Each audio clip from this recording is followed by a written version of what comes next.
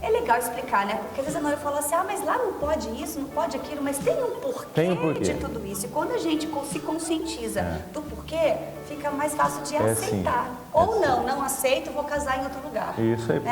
também. E aí fica a critério. A critério, isso aí. Isso aí.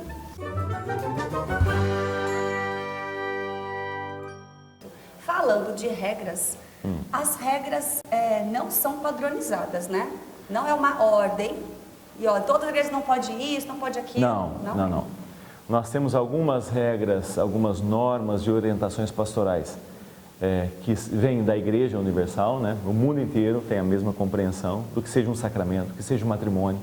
Então, a Igreja, no mundo todo, entende o casamento como uma união entre um homem e uma mulher, indissolúvel, né? Outras compreensões, isso é para todo mundo. Não é que agora na Igreja Católica em Taubaté se faz assim, no Japão se faz de outro jeito. Não, funciona em todos os lugares a mesma coisa.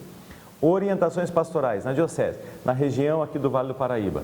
Então tem algumas orientações que valem para esta região. Por exemplo, o poder se casar dentro da igreja e também fora do templo. Uma cerimônia religiosa fora do templo. Então isso é da diocese, das dioceses próximas. É um consenso entre os bispos, entre os padres. E algumas outras coisas são decisões da própria paróquia. Pode colocar isso, não pode aquilo, faz assim, faz assado. Mas que a gente não pode achar que, por exemplo, não pode colocar as luzes dentro da igreja, né? Aquelas luzes cruzadas assim no corredor central. Isso é o Papa que proíbe. Não é verdade. Essa igreja não pode, né? Aqui não pode, mas tem uma razão.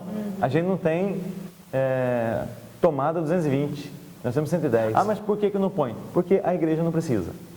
Quem precisa são os que vêm prestar serviço aqui, mas que não estão trabalhando para a igreja. Cada um está recebendo o seu salário, o que definiu com o casal. Então, se você traz um gerador, coloque o que você quiser, não tem problema.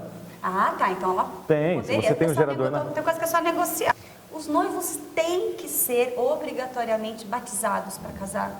Um dos noivos precisa obrigatoriamente ser batizado. Para casar na igreja, sim. Por quê? Porque é a ministração de um sacramento. Um sacramento, ele é ministrado a um batizado. Então, por exemplo, o matrimônio, eu não posso ministrar o sacramento do matrimônio a uma pessoa que não foi batizada. A porta de entrada na igreja é o batismo. Eu estou com a porta fechada ainda, então eu não posso passar por ela. Então, na hora que eu abrir a porta, aí os outros sacramentos todos podem acontecer. Os dois têm que ser batizados? Não, um deles precisa ser batizado. Eu posso presidir a cerimônia, assistir a cerimônia entre dois católicos, entre um católico e um outro cristão não católico. Isso. Eu posso presidir uma cerimônia entre um cristão católico e um muçulmano, um judeu, um ateu. Posso. Não existe impedimento nenhum. A cerimônia é diferente? Não. A cerimônia é a mesma. Eu tenho um casamento entre pessoas de dois cristãos, religião de igreja diferente, né? Um é católico, o outro é da igreja quadrangular, por exemplo. E eles querem fazer a cerimônia aqui e querem convidar que o pastor da outra igreja venha aqui também. Vamos dizer, celebrar junto. Pode, não tem impedimento nenhum. Eu vou conversar com o pastor e dizer, olha, como é que nós vamos fazer a cerimônia? Tem essa parte aqui, que é o consentimento e ali a troca das alianças, que para nós católicos é obrigatório. O padre tem que estar ali, ou o ministro, ou o diácono, tem que estar ali para assistir a cerimônia. Então isso precisa acontecer. O restante eu posso conversar com o pastoral. Você vai fazer a leitura, eu faço a reflexão, nós vamos dar a bênção, rezar o Pai Nosso. E aí faz o que é importante para a católica e faz o que é importante para a evangélica. E pode acontecer o contrário. Isso, ela pergunta o contrário. Aqui tem a Igreja Batista próxima aqui, são muito queridos eles, muito gentis. Então tem um casamento lá, uma das partes é católica, mas quer fazer a cerimônia lá. O senhor pode ir? Eu olho lá, posso ir sim. Então eu vou na outra igreja. E aí vou sentar com o pastor, o dirigente, o ancião, né? Às vezes depende o nome. E como é que nós vamos fazer a cerimônia? Eu vou ter que dizer, olha, para a parte católica, essa parte aqui é essencial. Tá bom, então nós vamos fazer essa parte aí. A noiva, ela pode escolher o sermão, o que ela quer ouvir do padre, ou não? Ou é a critério do padre? Então isso é do padre ou é da paróquia? Como é que eu respondo isso da melhor maneira possível, Tatiana? Veja, eu acho que eu acharia estranho se a noiva viesse ali e me dissesse, olha, eu quero que o senhor fale isso, isso, isso e aquilo. Eu acharia estranho. Porque eu faço entrevista com os noivos, eu nunca casei ninguém que eu não conheça, assim, chegou na hora ali, viu o casal, nossa, susto.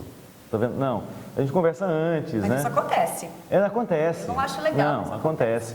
Mas, bom, você conversa com o padre antes, faz ali a entrevista, conversa um pouquinho, conta um pouquinho da história. E eu pergunto para a noiva, para os noivos, alguma coisa que você queira que eu fale, toque, que eu lembre. Mas ela dizer qual vai ser o sermão, não. Ela pode escolher qual vai ser o texto. Isso sim. Eu gostaria que fosse esse texto, aquele outro. Então tudo é questão de conversar. Agora não é uma prática nós perguntarmos para o noivo, o que você quer que eu fale? Não, o texto sagrado está ali e a reflexão é sobre o matrimônio, isso que tem que ficar claro até para nós padres. Eu não estou ali para ficar falando de divórcio, eu não estou ali para ficar colocando defeito na roupa das pessoas, eu não estou ali para ficar chamando a atenção publicamente. Eu já vi tanta coisa, eu já vi um padre, ele falou só de divórcio. E aí eu não fico prestando atenção, porque eu tenho outras coisas para fazer, mas chamou tanta atenção que eu falei até para minha assistente, ele está falando o que eu estou ouvindo, ele focou muito em divórcio, aquilo falou, gente, está no momento de, é que não é uma pessoa nascendo, outro falando de morte.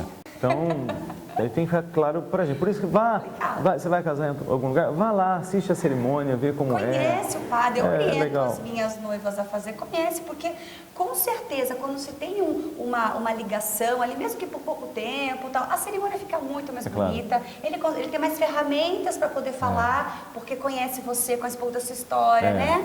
O que se ensina no curso de noivos e se é obrigatório? Eu não tenho certeza agora para dizer que ele é obrigatório no Brasil inteiro. Eu vou falar da nossa realidade aqui do Vale do Paraíba. É obrigatório. Ele é obrigatório para o casal de noivos. Se uma das partes não é católica, eu não posso obrigá-la a fazer. Agora, muito mais do que uma obrigação, é uma recomendação pastoral, é para o bem do casal. O curso de noivo é muito prático e ele é ministrado por casais. Olha. Tem uma parte ou outra que é o padre ou o diácono, a parte do sacramento, a explicação teológica. Então, nós temos aqui, eu vou dizer do nosso curso, né? São 40 pessoas no curso. 40 pessoas que estão trabalhando para fazer o curso ser dinâmico. Tem equipe de música, tem várias pessoas que estão nas diversas funções. Então, ele vai falar sobre administração do lar, vai falar sobre como resolver conflitos, pensar algumas coisas que, quem sabe, os noivos não tinham se atentado. Você já pensou a compra da sua casa? Como é que você vai fazer ali? O que você tem ali as coisas necessárias para se casar e mudar para sua casa? São coisas muito práticas e faz muito bem para o casal de noivos, né? Conversa com alguém que fez o curso de noivos naquele lugar, ou nessa paróquia ou naquela, porque o curso muda de um lugar para o outro, o tempo, você tem curso que é o dia todo, você tem curso que é metade do dia, né? Varia bastante. Minha recomendação, faz o curso de noivos com uma antecedência grande do teu casamento. Grande o quê? 6 meses? 6 meses já é um bom espaço. Você tem algumas coisas que você vai poder pensar ali naquele meio ainda, coisas que você não tinha perguntado. Eu tinha vontade de perguntar, mas nunca tinha perguntado, mas ele falou lá no curso de noivos. Então, por quê? Porque a experiência nossa que mostra isso.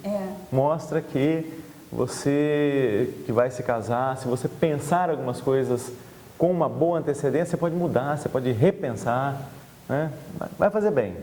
E conversar, e conhecer, e aprender, a gente nunca é demais, né? E conversar com outros casais, né? Ontem a gente estava nisso que está falando, a gente estava numa degustação ontem com 2 casais.